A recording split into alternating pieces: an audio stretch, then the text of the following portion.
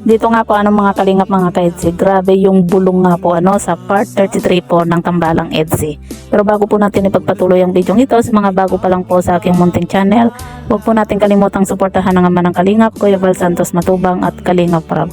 At paunawa panoorin po muna ang full video bago mag-comment para malaman ang nilalaman nito.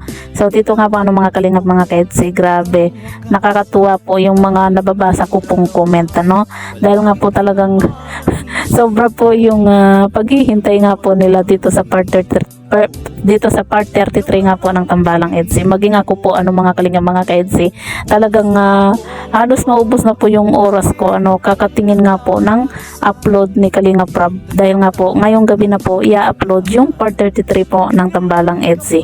Talagang nakakatuwa po yung mga viewers at yung mga nagko-comment nga po patungkol nga po dito sa part 33 ng Tambalang EDSI, na may mga nababasa pa nga po ako mga kalingap mga ka-EDSI na kumbaga sabi nga po sana hindi daw po sila maubusan ng load. Diba? Tapos mga puyat daw sila kakahintay. Kumbaga talagang napakadami na po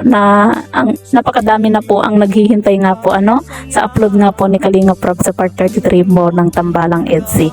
At syempre isa din po tayo na sobrang excited nga po dahil nga po sobra kumbaga grabe yung bulong ni Bobby TV nga po dito sa Tambalang EDSI sa part 33 nga po. Pero syempre panoorin na lang po natin kay Kalingap Prab mamaya pag nag-upload na po ito para mas lalo po tayong ma-excite, kasi syempre pag ikukwento po natin ay talagang wala na wala na yung excitement kasi alam na po natin yung kwento. Kumbaga dito po mga kalingap mga ka-EDSI, kumbaga sinasabi lang po natin na ngayong gabi po mag-upload itong si Kalingap Prab. Hindi lang po natin alam yung exactly kung anong oras nga po na i-upload nga po niya ito. Sana ma-upload na nga po ni Kalingap Prab dahil nga po isa din po ako sa kanina pa na naghihintay at talaga namang pabalik-balik po sa YouTube nga po ni Kalingap Prab kung may part 33 nga po ng Tambalang EDSI. At talagang nakaka-excite na mga kalingap mga ka-EDSI dahil nga po mas lalo po tayong kikiligin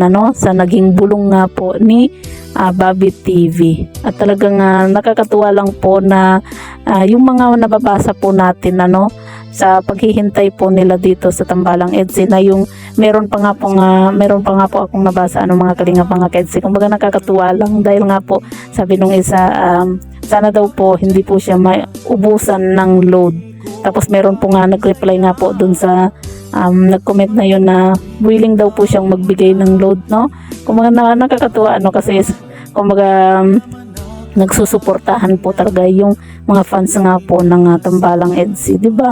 Sana all mabibigyan ng load.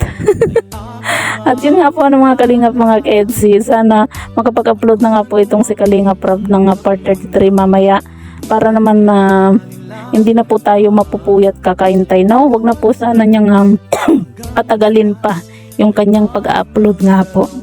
So yan po mga kalingap mga ka-EDSI, hintayin na lang po natin yung upload ni Kalingap Prab mamaya po.